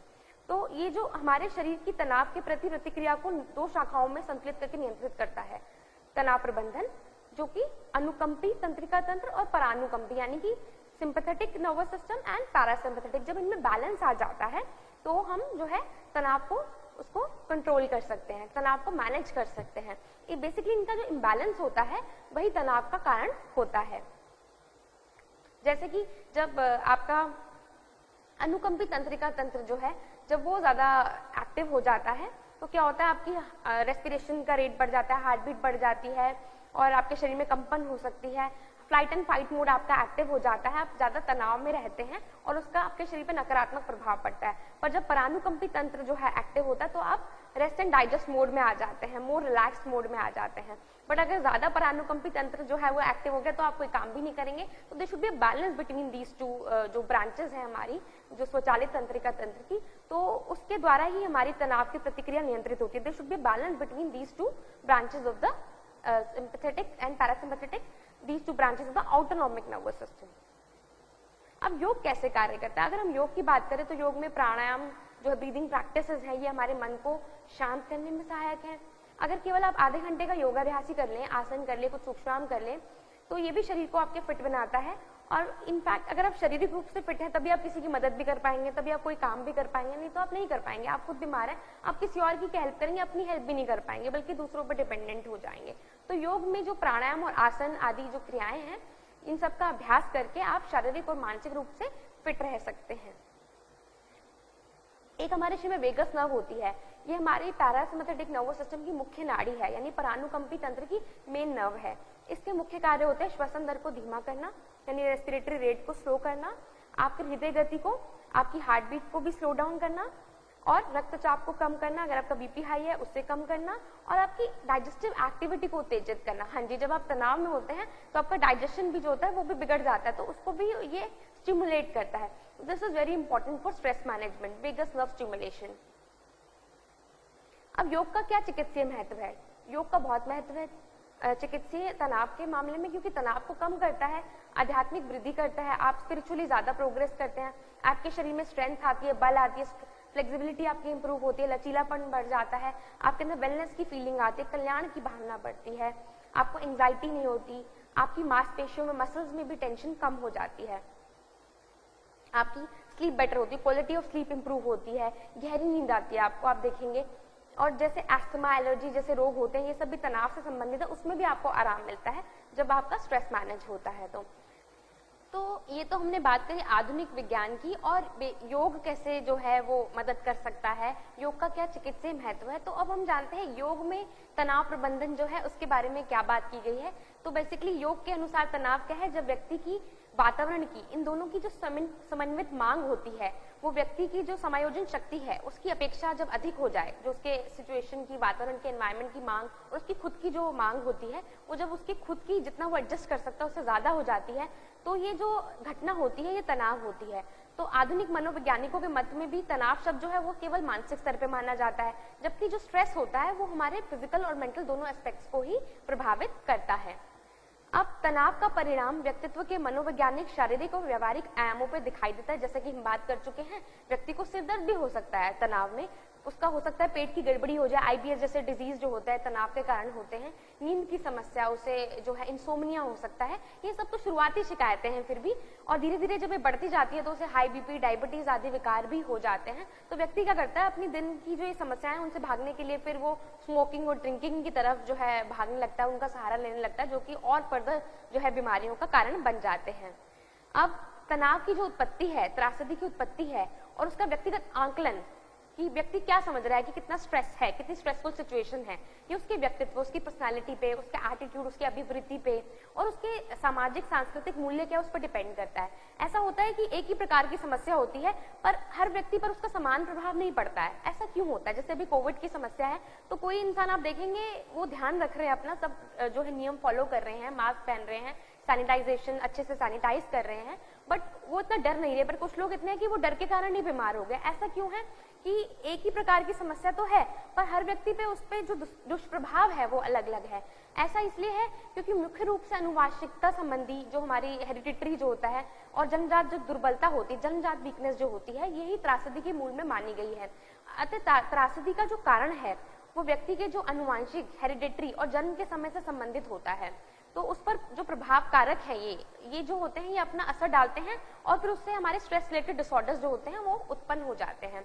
यही कारण है कि कर्जा होना या लव रिलेशनशिप ब्रेक होना या किसी भी नियर एंड डियर वन का लॉस होना, उसके कारण या व्यापार में असफलता के कारण, जैसे बिजनेस में लॉसेस के कारण, ये जो सारे स्ट्रेसर्स हैं, बेसिकली त्रासदी कारक घटक हैं, ये सभी व्यक्तियों को समान रूप से प्रभावित नहीं करते। आप देखेंगे कुछ लोग तो इनसे आराम से कोप अप कर लेते हैं पर कुछ लोगों को तरह तरह की बीमारियां हो जाती हैं इसकी वजह से। तो ये हमारे किस पर डिपेंड करता है? हमारी पर्सनैलिटी पे, हमारे एटीट्यूड पे, हेरिडिटरी फैक्टर्स पर डिपेंड करता है। अब त्रासदी की भी अवस्थाएं होती है, भयाक्रांत अवस्था जिसमें भय में होते हैं, फिर रेजिस्टेंस की अवस्था, प्रतिकार अवस्था, और फिर एक अवस्था आती है जब आप फटीग फील करते हैं, जब आपकी ऊर्जा समापन होने लगती है। व्यक्ति की यह समझ की परिस्थिति बड़ी भयानक है, ये दोनों बिंदु महत्वपूर्ण है। एक तो की परिस्थिति खराब है और दूसरा व्यक्ति का खुद का आकलन की परिस्थिति बहुत ही भयानक है। परिस्थिति भी इतनी महत्वपूर्ण नहीं, अगर आप बात करें तो हो सकता है कि परिस्थिति में किसी दूसरे पर्सन का रिएक्शन ऐसा हो कि उसे वो इतनी भयानक ना लगे। तो ये समझ की परिस्थिति बड़ी भयानक है, ये बेसिकली जो होती है ये तनाव का कारण बनती है। ऐसा देखा गया है कि बड़ी बड़ी जो है प्रॉब्लमैटिक सिचुएशन में भी लोगों ने सहन शक्ति, धैर्य शक्ति का परिचय देते हुए बड़े बड़े काम किए हैं। तो परिस्थिति हमें तनाव नहीं देती है, परिस्थिति का आकलन की परिस्थिति बहुत ही भयानक है, ये हमें तनाव देती है। तो क्या योग शास्त्र हमारी समझ में परिवर्तन ला सकता है? तो हमारे जो भगवत गीता और पतंजलि योग सूत्र जैसे जो अनुपम ग्रंथ हैं उनमें परिलक्षित है पूरा योग दर्शन हमारा। तो योग दर्शन क्या करता है? ये हमारी समझ में, हमारे एटीट्यूड में परिवर्तन करता है, हमारे में ऑब्जेक्टिविटी का दर्शन करवाता है, हमारी सोच ही बदल जाती है। आमतौर पर हम अपने संस्कारों, आदर्शों, जज्बातों में ही उलझे रहते हैं, पर योग दर्शन हमें अनासक्ति का भाव, डिटैचमेंट का भाव लाता है, सत्य का आग्रह, हमारे में से अहंकार हटा देता है, ईगो हटाता है, समभाव लाता है, इच्छाओं की इच्छाहीनता लाता है, आपके अंदर कोई डिजायर्स नहीं रहती, क्षमा भाव लाता है। ये सब यौगिक मूल्य जो है ये हमें हमारे ग्रंथों से प्राप्त होते हैं और ये ग्रंथ हमारे मूल्यों में, हमारी वैल्यूज में परिवर्तन ला देते हैं और ये मानव संपूर्ण मानवता के लिए अमूल्य धरोहर है। तो इसके फलस्वरूप क्या होता है? जब आपके अंदर अनासक्ति का भाव आ जाता है, आपके अंदर कोई इच्छाएं नहीं रहती, आपके अंदर कोई अहंकार नहीं रहता है, समभाव आ जाता है, तो कोई भी विकट परिस्थिति हो तो उसके आपके रिएक्शन ही चेंज होता है उसके प्रति। मतलब परिस्थिति वही है पर आपका रिएक्शन बदल जाता है। उक्त परिस्थितियों में विचलित नहीं आप हो पाते, यानी परिस्थितियां वही हैं पर आसन, प्राणायाम आदि जो प्रक्रियाएं करके आपको मनोशारीरिक कितनी शक्ति मिल जाती है। इस प्रकार योग दर्शन, योगाभ्यास हमें तनाव से सफल मुक्ति का मार्ग सुकर करता है। यानी कि अगर आप योगाभ्यास करें तो तनाव से आप सफल रूप से आप निपट सकते हैं। योग शास्त्र में ऐसा माना गया है जो हमारा प्राण है, प्राण तत्व को मन और शरीर क्रियाओं के बीच मध्यम वाहिनी माना गया है। पंचकोश के सिद्धांत के बारे में मैंने बात की थी। तो जो प्राणमय कोश होता है वो अन्नमय और मनोमय के बीच में होता है और योग वशिष्ठ के अनुसार जो भी हमारी वातावरण की घटनाएं हैं उनका प्रभाव पहले मन पे पड़ता है, मनोमय कोश पे पड़ता है, फिर वो हमारे प्राण को प्रभावित करता है। यानी पंच प्राण जो होते हैं वो विसंगति से अवांछनीय रूप से बहना शुरू हो जाते हैं, जिसके कारण क्या होता है हमारा शरीर है उसमें भी खराबी आती है और तरह तरह के रोग उत्पन्न होते हैं। अब हमारी चित्त की अवस्था जो है उसका सीधा संबंध हमारे पंच क्लेशों से है। पंच क्लेश क्या है? अविद्या, अस्मिता, राग, द्वेष, अभिनिवेश। यानी अविद्या होना, सही गलत ना को पता होना, क्या रियल है क्या अनरियल है, वास्तविकता ना पता होना, अस्मिता ईगो होना, द्वेष होना, राग होना और अभिनिवेश फियर ऑफ डेथ। ये सब जो है क्लेश माने गए। अब इनके भी स्तर हैं, तनु, प्रसुप्त, विच्छिन्न और उदार। जब ये तनु में होते हैं, ये जो क्लेश है हमारे अंदर, जब तनु होते हैं या फिर प्रसुप्त होते हैं तो हमें इतना परेशान नहीं करते। ये क्लेश हम सबके अंदर होते हैं, यानी हमारे अंदर अविद्या भी है, हमारे में ईगो भी हो सकती है, हमारे में राग भी है, सुखानुशायी राग, सुख के प्रति राग, दुखानुशायी द्वेष, दुख के प्रति द्वेष, और अभिनिवेश यानी कि एक फियर ऑफ डेथ, क्लिंगिंग है लाइफ को लेकर, तो ये सभी के अंदर है। पर जब ये तनु और प्रसुप्त मात्रा में है तो आपको कोई प्रॉब्लम नहीं होगी। पर जब ये विच्छिन्न और उदार हो जाते हैं तो क्या होता है, आंतरिक स्पेशली जब विच्छिन्न हो जाते हैं तो आंतरिक द्वंद्व बहुत बढ़ जाता है, बहुत कॉन्फ्लिक्ट बढ़ जाता है। तो अगर हम पतंजलि योग दर्शन के अकॉर्डिंग बात करें तो जब क्लेश के साथ वातावरण भी आपका जो है, ये जो हमारे अंदर पंच क्लेश है ऑलरेडी विद्यमान, तो उसके साथ जब वातावरण में तनावपूर्ण स्थिति होती है, कुछ भी कठिन परिस्थिति होती है, तो चित्त वृत्तियों का निर्माण होता है। तो चित्त की वृत्तियों से जब आप एक रूपता आइडेंटिफाई करने लगते हैं तो हमारे अंदर 9 प्रकार के अंतराय और जो विक्षेप सहभुव विकसित हो जाते हैं। अंतराय क्या है, व्याधि स्थान, संशय, प्रमाद, अवृत्ति, भ्रांति दर्शन, लब्ध भूमिगत, अनावस्थित तत्व। और विक्षेप सहभुव साथ में आते हैं, दुख, दौर्मनस्य, अंग में जो होते हैं श्वास प्रश्वास, ये सब आ जाते हैं, व्यक्ति को परेशान करते हैं। और जब ये बढ़ते जाते हैं तो मानसिक विकारों को जन्म देते हैं। इसलिए पतंजलि ने चित्तवृत्ति निरोध को योग कहा है, अविद्या को दूर करने के लिए जो है बहुत ही अच्छा उपाय है। अब अभ्यास और वैराग्य, इसके लिए आप अभ्यास वैराग्य कर सकते हैं, यानी कि अगर आप योगाभ्यास करें और वैराग्य की भावना आपके अंदर आए, इवन चित्त प्रसादन के लिए, चित्त की प्रसन्नता के लिए पतंजलि योग में सूत्र बताए गए हैं कि जो सुखी है उसके साथ आप मैत्री करें, दुखी के प्रति करुणा, और कोई अच्छा काम करे तो मित्रता का भाव रखें, और कोई बुरा काम करे तो उसके प्रति आप उपेक्षा का भाव रखें। प्रणव जब करें अगर, तो भी आपके चित्त विक्षेप दूर हो सकते हैं और दृष्टा अपने स्वयं स्वरूप में अवस्थित हो जाता है। तो अगर दृष्टा अपने स्वयं स्वरूप में अवस्थित हो गया तो वैसे ही मानसिक बीमारियों और तनाव से मुक्त हो गया। तो क्रिया योग जो है, यानी तप, स्वाध्याय, ईश्वर परिधान, इसकी सहायता से भी हम क्लेश को कमजोर कर सकते हैं, यानी हमारे जो क्लेश है वो वीक हो जाएंगे। तो अपने आप ही जो है चित्तवृत्तियों से आप जो आइडेंटिफाई कर रहे हैं, जिसके कारण जो आपके अंदर अंतराय और विक्षेप सहभुवों के कारण जो मानसिक विकार हो रहे हैं वो नहीं होंगे। तो सारांश है कि आधुनिक मनोविज्ञान तो है वो त्रासदी कारक घटक की खोज में ही लगा हुआ है कि किस किस कारण स्ट्रेस हो सकता है। वहीं योग शास्त्र में पंचकोश के रूप में इन सबको जड़ मूल से उखाड़ फेंकने की बात की गई है कि अगर आप मनोमय कोश जो है आपका, उसमें कोई दिक्कत नहीं होगी तो प्राण का प्रवाह उचित तरीके से होगा, आपके अन्नमय कोश में कोई रोग नहीं होगा, विज्ञानमय कोश विकसित होगा, आप आनंदमय की तरफ बढ़ेंगे। ऐसे व्यक्ति जीवन मुक्त स्थिति ना भी प्राप्त कर पाए फिर भी अनेक प्रकार की त्रासदियों से छुटकारा पा सकते हैं। तो अगर योग के हम दार्शनिक प्रायोगिक पक्षों का सही उपयोग करें, दार्शनिक भी, फिलॉसफी भी, और जो उसके प्रैक्टिकल एस्पेक्ट्स यानी कि आसन, प्राणायाम टेक्निक, ध्यान की टेक्निक, उससे त्रासदी मुक्ति का लक्ष्य पूर्ण रूप से प्राप्त किया जा सकता है। तो योग जो है वो basically you stress D stress में नहीं मानता। योग कहता है कि समभाव होना चाहिए, यानी सुख दुख, लाभ हानि, जय पराजय जैसी भी स्थिति हो उसमें आपको तनाव नहीं होना चाहिए। आधुनिक विज्ञान के अनुसार व्यक्ति के प्रति सात शैली ही उसके दुख के मूल में होती है कि जो व्यक्ति का रिएक्शन है वही दुख का मूल कारण है। तो यम नियम अगर आप फॉलो करें तो आप वातावरण से समायोजन हो पाएगा। वहीं दूसरी ओर जो क्रिया योग की टेक्निक्स हैं उनके द्वारा आप अनुवांशिक रूप से भी, अपने जेनेटिक रूप से भी सुधार की संभावना है कि आप अपने संस्कारों को भी चेंज कर सकते हैं, उनमें भी बदलाव ला सकते हैं, जो आपके जज्बात हैं, जो भावनाएं हैं, उनमें भी चेंजेस ला सकते हैं। तो योग शास्त्र के अनुसार दृष्टा दृश्य के सहयोग से जो है यही क्लेश उत्पन्न होते हैं। दृष्टा दृश्य जब उनका संयोग होता है, आसान शब्दों में बात करेंगे कि संसारिक व्यक्ति तो संसारिक चीजों में ही लिप्त रहता है, आसक्त रहता है, और वही इच्छाओं के कारण उसे दुख होता है। तो योग दर्शन और मनोशारीरिक योगाभ्यास जो है हमारे, उनसे हमें आनंद की जो प्राप्ति होती है और जो आप इन जो संसारिक चीजों से आसक्ति से मुक्त हो सकते हैं। अगर आपको आनंद प्राप्त हो गया, आपको पता लग गया संसारी चीजों में कोई सुख है ही नहीं, आपके अंदर इच्छाएं नहीं रहेंगी, आप आसक्ति से मुक्त होंगे। तो अगर आपके अंदर कोई आसक्ति नहीं रहेगी तो आप दुख और तनाव से भी मुक्त हो जाएंगे। दिलचस्प है कि आधुनिक मनोविज्ञान के अनुसार त्रासदी तनाव को पूर्ण रूप से समाप्त नहीं कर सकते हम, कि कुछ ना कुछ तो रहेगा ही। तो उसमें तो लाभकारी तनाव, यू स्ट्रेस और कष्टकारी तनाव की संकल्पना की गई है, डी स्ट्रेस की। इस मत के अनुसार सकारात्मक कार्य के लिए लाभकारी तनाव बहुत जरूरी है। वो कहते हैं कि सकारात्मक तनाव जो है वो लाभकारी कार्य के लिए होना जरूरी है, पर योग शास्त्र इस वर्गीकरण को नहीं मानता। जैसा कि मैंने आपको पहले भी बताया है कि योग शास्त्र के अनुसार अगर समता आपके अंदर समभाव आ जाए, उसके फलस्वरूप ही कर्म में कुशलता आएगी कि आप अच्छे से कर्म कर पाएंगे। तो जो हमारे पहले देश में विभूति हैं जिन्होंने लोक कल्याण के लिए महत्वपूर्ण कार्य किए हैं, वो लोक कल्याण की भावना से किए, किसी तनाव में आके नहीं किए हैं। उनमें एक लोक कल्याण की भावना थी जिसके कारण वो इतना कर्म कर पाए, उन्होंने सत्कर्म किए हैं।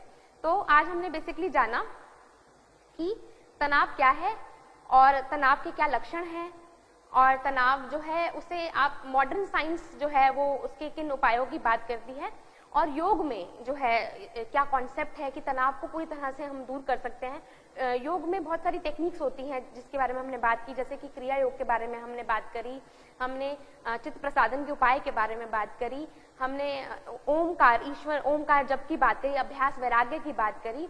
इसके अलावा पूजा अर्चना भी की जाती है, प्रेयर की बात करी है हमने, और श्वास के प्रति सजगता के द्वारा भी जो है आप तनाव को जो है हम दूर कर सकते हैं अपने जीवन से, और जो है कायाकल्प कर सकते हैं।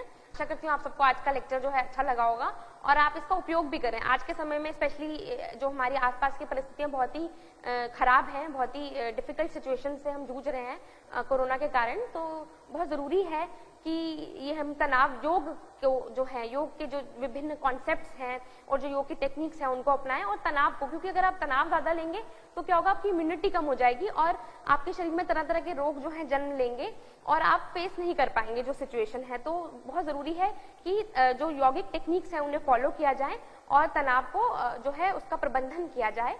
तो आज के लिए इतना ही, धन्यवाद।